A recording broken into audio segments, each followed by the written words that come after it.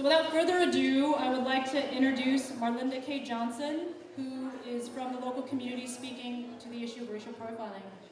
Marlinda.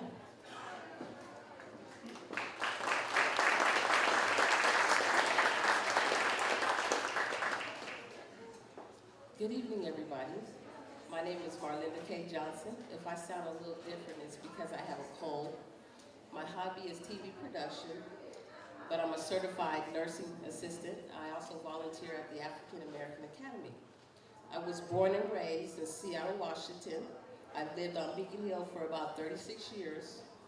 I have noticed over the years, some of the police officers have gotten out of control, especially when it comes to police misconduct, such as assaulting and murdering citizens because they can get away with it. But I'm here to talk about racial profiling. What is the definition of racial profiling? I got two definitions off the internet, dictionary.com. The first one is the consideration of race when developing a profile of suspected criminal. By extension, a form of racism involving police focus on people of certain racial groups when seeking suspected criminals. Number two, a form of racism consisting of the alleged policy of policemen who stop and search vehicles driven by persons belonging to a particular racial group. I would say that in the last 6 years, mainly in the Central District and South End, I have been racially profiled at least 6 to 10 times. Don't drive in the CD, especially after 9 p.m., in a bucket, or turn down or up the wrong street, especially 23rd, Cherry, Union, and Madison, to say a few. The police will pull you over and make up reasons why they stopped and searched you. The last time I was racially profiled was on Beacon Hill, about 11:30 p.m. I was coming from a friend's house last year. I had a panic attack from being traumatized by them in 2001. When I say them, I'm talking about Seattle Police. From assault where Officer Nova Slack broke my ankle, and then at the South Precinct on Beacon Hill, slammed my head into the concrete wall in a jail cell twice, busting my lip and giving me contusions. All because I had enough sense not to sign a breathalyzer until after the test was completed, which made him very angry. So, this is what they did to me after racially profiling me again in 2004. They left me with a permanent scar on my cheek, on my right cheek, some memory loss, and pain to my right eyeball and socket. After an officer patrolling Beacon Hill again, smashing my head while I was on the ground, laying on gravel with his foot, and then my eye almost popping out of his socket with a very sore jaw. We, the people, need to learn our rights as citizens and start holding police officers more accountable for their actions as individuals. And don't believe everything they say and do is correct. One more important thing, make sure you get a lawyer that will represent you with your best interests at heart. If not, once you get into the system, it is very difficult for you to get out. Thank you.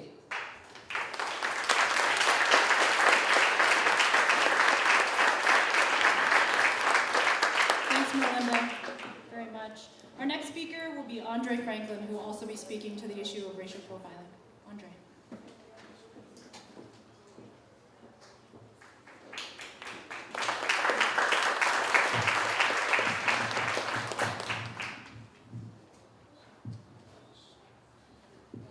My name's Andre Franklin. I didn't write anything down. I just came with a couple stories to tell. I work with kids. I've been working with kids for a couple of years now. And I'm also part of a group called Aquaman Brotherhood. And we go out and do outreach to the community. We go into the juvenile, we're trying in the process of going into King County Jail to talk to people. And we go out to like down on 23rd, downtown, West Seattle. We're doing this outreach to people, which I don't understand why there's nobody else. We're doing outreach to people until they go to jail and get caught up in the system. We're trying to help them before they get to jail and try to get them to understand why they're making the decisions they're making and what kind of help we can give them. And we're actually having a hard time with funding, so we're having a hard time funding our program and what we're doing and getting these guys counseling and creating jobs for them. A lot of the reason why these guys are out or selling drugs to their own people is because they need money to support their family. They have kids, they got to pay for their housing or whatever. And it just seems like there should be, we're spending a lot of money on the tail end, like policing. I think it costs $45,000 to keep someone in jail for a year. And I can't find a job making $45,000 a year. And I have no felonies, I have no misdemeanors, to just think what's going to happen after they get locked up, they get a felony. Even if they get training or figure out how to learn the job, fill out a job application or a resume, it's going to be a lot harder for them to find a job making that kind of money. And I just don't understand why we're spending so much money on the tail end instead of spending money on the front end. When I was younger, I was involved in some activity I shouldn't have been involved in. And I used to get stopped by the police a lot, which I would say was harassment, but due to the activities I was involved in, it really wasn't harassment. But now that I turned my life around and I bought a house 2 years ago, and I'm in the process of buying my second house and opening a foster home.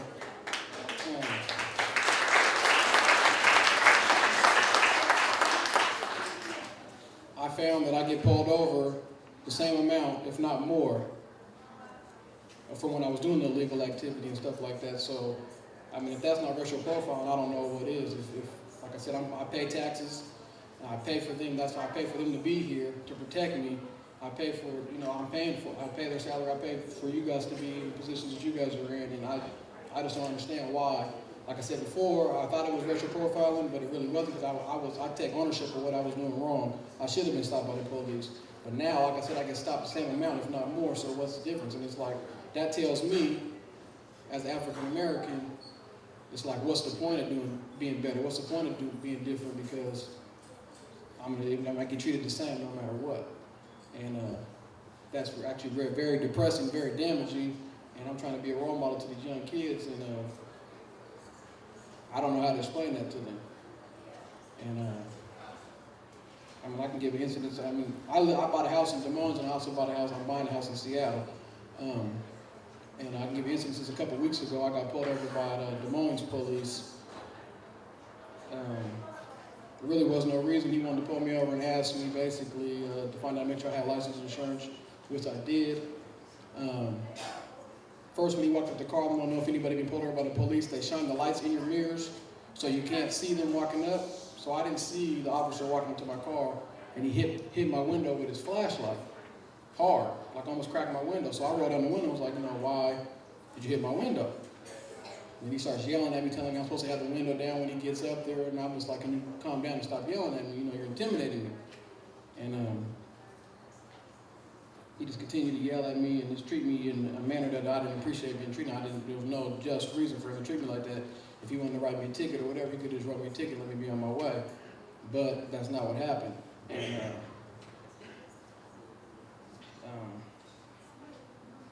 And that's why basically what I told him, like, if you're going to write me a ticket, just write me a ticket. So then he continued to write me a ticket for not having no insurance, which I had insurance and showed him, not having registration, which I had registration and showed him. Then when he brought the ticket back, he was like, just sign this and I'll be on my way. And I was like, well, can I read it before I sign it? And he didn't want to give me the time to allow me to read it. So I was like, well, I'm not going to sign nothing without reading it. So then he started, yelling. I, said the same whole spiel I said here, basically, like, I pay taxes for you to be here. I bought a house. And I appreciate the way you're talking to me.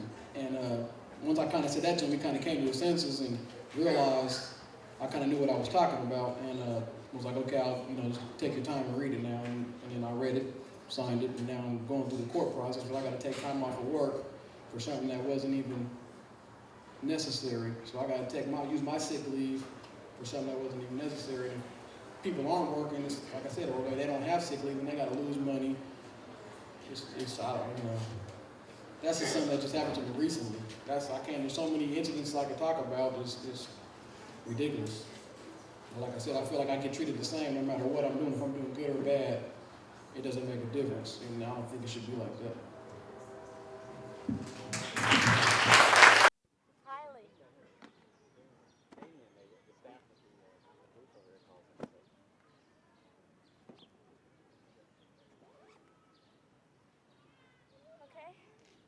Our turn? Okay. Yeah. He tends to rock it right after the little sparrows. Your turn, John. You're in the hot seat now. Okay. If I hold that, I'll be when I'm I'm gonna ask you things like this. What makes this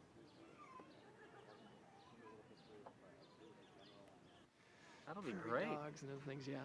Now, Get them involved. are you still going to have the Explorer, the Lost Explorer? Is that still planned, or? Well, these are ideas that are being discussed. I'm pretty sure we're going to have the abandoned research station of the absent scientist somewhere. Now, which bioclimatic zone it's going to be. Oh, okay. Rolling now? like action. Are you like rolling right now? Like right now you're rolling. Look at the tape. Two-shot establisher, sir. There we go. Hi, Mom. Oh, Hey, you gotta Hi, get, Mom. yeah, you gotta get a shot in here. thanks. Okay. So, John, why don't you first tell me your name, spell it, and give me your title. My name is John Bierlein, and Bierlein is spelled Bierlein, and my title is Curator of Education. And how long have you been here? I've been here for about 2 years now. So what makes Woodland Park so special? Why is this zoo different than other zoos? Well, I think what makes our zoo different and special is the very value-driven philosophy that we have here. I think we're really committed to developing naturalistic exhibits that essentially present our animals in a way that emphasizes their dignity, in a way that doesn't allow people to continue to think of themselves as dominating nature. So we're really trying to bring nature to the forefront.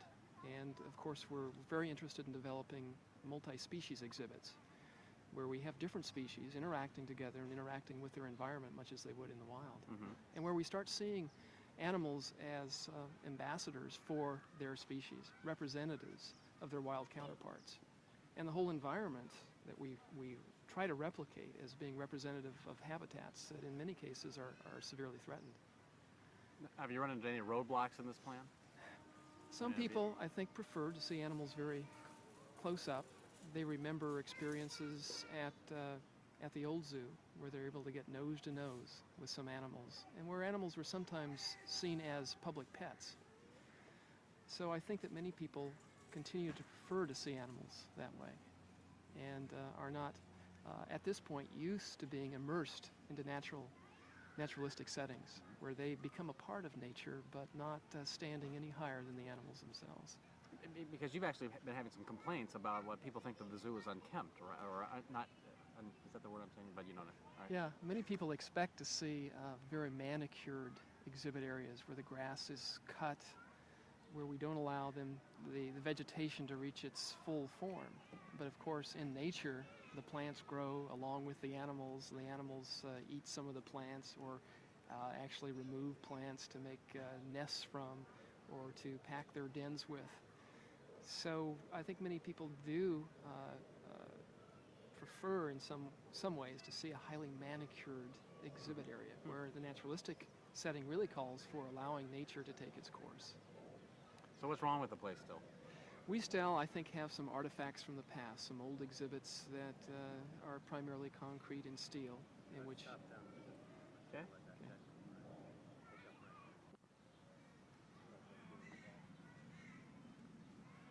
Are you rolling? So what's wrong with the place? Well, many of our older exhibits are essentially artifacts from the past. They're almost testimony to some of the original sins of zoos when we knew much less about animals and their need for naturalistic habitat. Consequently, they're primarily made of concrete and steel and look to us sometimes like prison cells with very little vegetation in them. And of course, we're committed to changing that as quickly as we can. So there are some poor exhibits. We're sometimes referred to as the best of zoos and the worst of zoos. What's in store for the future now? Well, So what are the big plans? we have a lot of work ahead of us. Essentially, we'll be redeveloping the entire zoo. 7 new exhibit complexes, each of them representing one or more bioclimatic zones. These are worldwide zones that essentially focus on plant and animal communities as they appear in nature. What are the 7 zones? Can you... Well, the Northern Trail Complex includes the tundra, montane, and taiga. The steppe is a bioclimatic zone. Savanna is a bioclimatic zone. The tropical forest zone, and the North Temperate Forest Zone. Wow. Okay. We'll hold on here a minute here. Okay. Hold it. Rolling. Now, do other zoos come and visit you guys, and to learn things? They do, and we visit other zoos too. I think we're all undergoing kind of a renaissance in terms of our thinking about how our zoo should be for the benefit of animals and for people. We'd like that one again. I also want you to explain to me what the SSB. Oh, let's give it a try. We'll give it a shot. Why don't you explain to me how you are linked up with other zoos throughout the world? What is your bond here? How do you, through the species survival plan, but you'll have to explain the whole thing here. Yeah, there's a great deal of cooperation now between zoos, and I think one of the most important things we do together is to work within the species survival program, which is a coordinated program among zoos to breed certain endangered species in captivity. Name of it, where the film is centered. So it's a somber, at this point, almost sort of love song for Operosa, which I hear has been burned to the ground. So it's a documentary. It is a documentary. Yeah, and it's yes. about the crux of it is about. It's about the conflict in the Niger Delta over the consequences of oil production for the last 50 years and how that's brought the people there to the brink of both a civil war and really what it'll be like to live past peak oil. Yeah. So we got a clip. Take a look at this, and then you definitely want to put it on your calendar to see. This is not the movie I intended to make.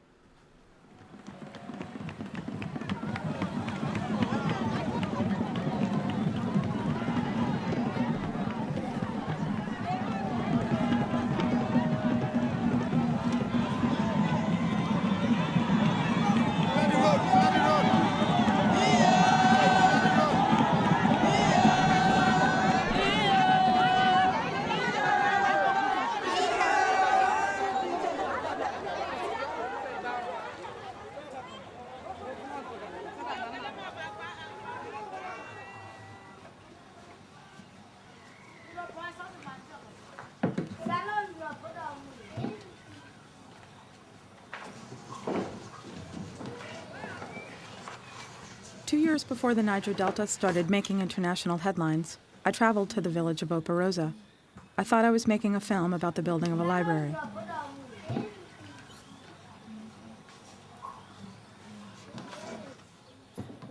A U.S.-based nonprofit that brought a group of Americans and Nigerians to the Delta had hired me to document the project.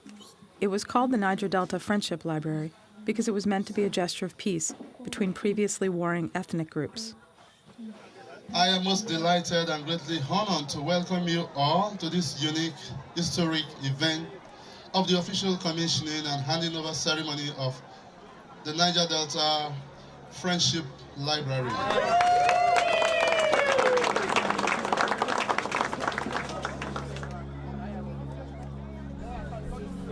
A local student organization called the National Association of Baramatu Students, or NAGS, had played a significant role in building the library, and they had rallied the community to enter into an unlikely partnership with the Nigerian government, individual Americans, and Chevron. But on the morning of the library commissioning, those same students surprised everyone with a protest that hinted at the true nature of the unrest and conflict in the region. No schools, no higher institutions, no a single primary school, no good health centers. In Operosa clan, we don't even have any health centers. What we are saying today is for the federal government of Nigeria to hand us a fair share of our resource control. Because resource control is our right. We are not begging, it's not a privilege. It's our right to control our resources. Without resource control, there should be no oil exploration. One more river to cross. One more river to cross. Niger Delta freedom fighters. One more river to cross. Great Baramatu students! Great. This young man is going into the Seattle International Film Festival opening night, and he is armed with a goodie bag. Sir, yes, sir, what is in that goodie bag? I haven't looked yet. Ignore the woman on your. I haven't looked yet. Ms. Guppy, did you want some of the goodie bag? Yeah, let's actually find out what's in the goodie bag. Okay, wait, you guys. Ooh. Chef Thierry's spiced salt rub. This is very sippy. It was very sippy. Last Very. year, you guys, it was we fennel holding- salt. Fennel salt, yeah. it was Actually, fennel. that fennel salt. Yeah, That it is was very delicious. good fennel salt. You got a very nice I pan. What is this? That's This pasta. Is pasta. I mean, Il fornaio, but pasta, I wanted pasta. the actual, term. I for think this there's kind of pasta. Tagliano. Well, I I think don't. that's the correct. I don't Tagliano. speak Italian. You look like You're you an would speak awfully, Italian you're an in awfully that good sport outfit. to do this, and this is a charming. We could actually use this on our. There we go. Very Oh, nice, yeah, Nancy. there we go. I will take the Yeah, pasta. enough. Good. Cut. This is my workout. This is a lot. Granola bar, a little bit of everything. No booze. Okay, Fantastic, I want to get my fantastic. goodie Here bag we on go. Nancy Guppy. Here you are, Miss Oh, Guppy. great. Thanks so much. And I'm Robert Horton. No, I'm sorry. Horton. No, I'm sorry.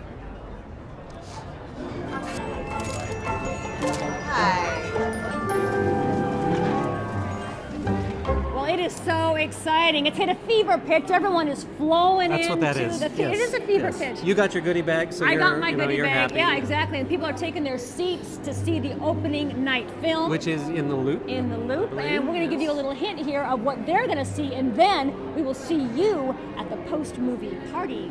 For free food. The post-movie party. I love post-movie parties. Yeah, so do I. Is war unforeseeable, Minister? Look, for the plane in the fog, the mountain is unforeseeable, but then it is suddenly very real and unforeseeable. Thank you so much. He did not say unforeseeable. Yeah, you may have heard him say that, but he did not say that. I don't think war is unforeseeable. What is it then? I don't know. Foreseeable? No. No!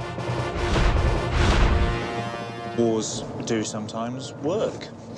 And you know I'm against the war. Where is the intelligence? There is an informant. Iceman. Iceman. It's not, I don't name them. That is your career. We request carbonated and non-carbonated waters. You know, they're all kids in Washington. It's like Bugsy Malone, but with real guns. You're my Kunta Kinte. Go and get your laptop. You're going to use him as a meat puppet. I'm meat. A prime cut. Whip him. Whip him? What does that mean? Well, I think it just means. Actually, I don't know what it means. You're an idiot. It'll be easy peasy lemon squeezy. No, it won't. It will be difficult, lemon difficult. Ron Weasley. John and Yoko. Baby from Eraserhead. The woman from The Crying Game. The boy from The Shining. Nazi Julie Andrews. Seaside donkey. You're a useless piece of S. Star T. What was with the homoerotic tension? Scathingly funny. A smart, sophisticated committee. Committee? You must have misheard me. I misheard the word committee. There are a lot of words, Karen. Kansas City. Kitty. Itty. Itty? Itty is not a word, Bob. It's about war, Flammable cheese. pros and cons. Perverts. Lubricated horse. Meat. Oh, big meat. Okay, you've lost me.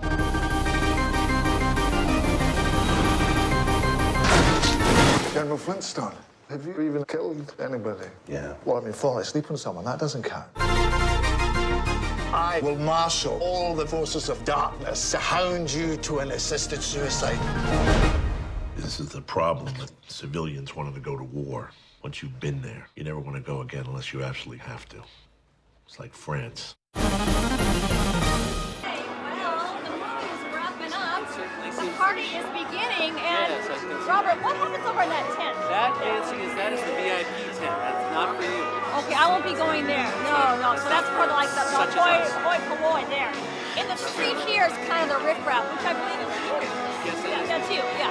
my people. So let's go over and check out the food. Looks really good. Tommy, you want to come? This is the sip paella. This is the sip party. Absolutely. Paella, All of it. Sip paella. Nice, you guys. Yes. You know, the crab's a pretty wild one. People love it. Is it? It's still warm? It is still warm. I can confirm that, yes. Rather cold night. Crab and wild mushroom. It's really good.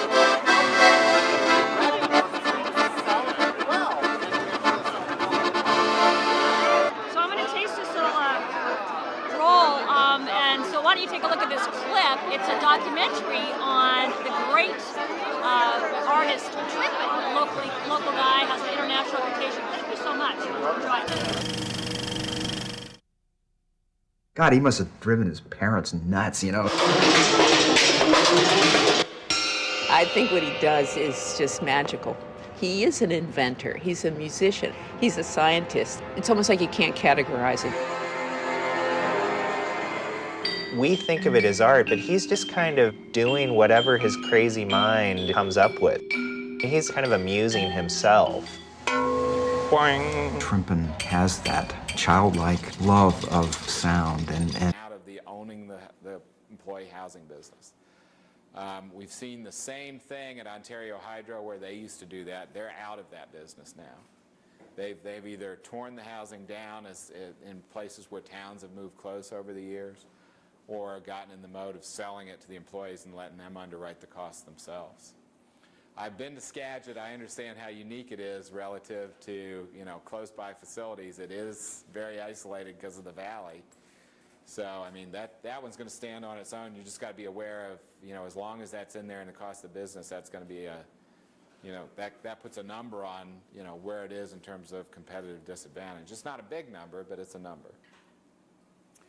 In terms of getting more efficient at it, I don't know that you can ever get efficient enough given the amount of it that you're doing. I mean, that's my assessment from looking at it relative to everybody else. So, that's about the only lesson learned we can tell you, and it shouldn't surprise you, there's a cost to do that. There's a cost to do that.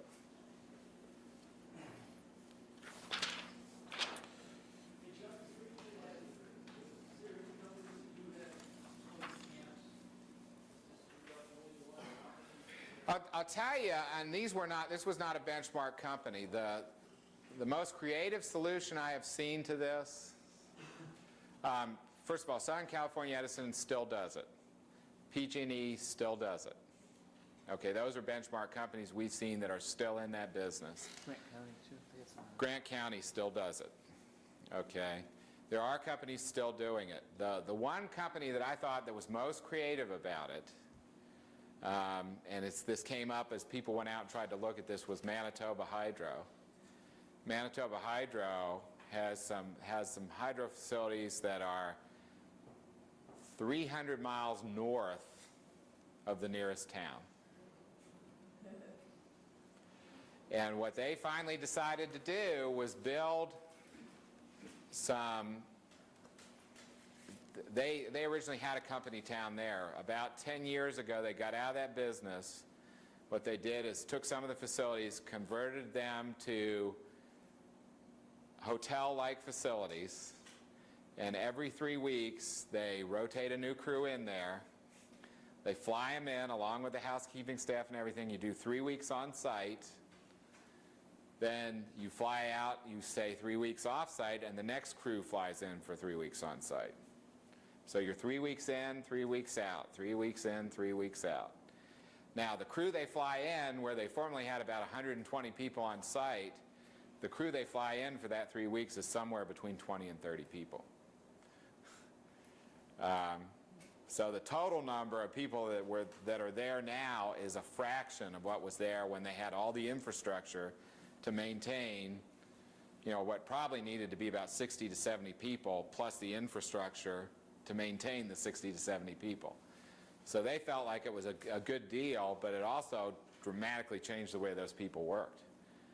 Where you were 3 weeks on, 3 weeks off, 3 weeks on, 3 weeks off. And they've modified those schedules over time as they experimented, but they basically went to no permanent families there and 3-week tours, almost like the oil platform business, if you think about the way they do it in the Gulf of Mexico. We see any volunteers for that at the Skagit? Huh? They're not that isolated, that's true. But that's ultimately, frankly, I think they had some, talking to a manager on the phone about this, they had support of the employee group because they were tired of people being 200 miles from civilization. Nobody wanted to live up there. They couldn't keep the facilities staffed. They couldn't keep people volunteering to live 300 miles from anywhere. What do you consider an environmental learning center or maintaining a park? That all should go into PA&R. Yeah, really what's in buildings and grounds for Skagit in terms of counting should be the actual facilities related to the project and the facilities related to the people who work on the project. And environmental, the parks related stuff, all ought to go over in Parks and Recreation to be apples and apples counting here. Okay, we're going to get to support here.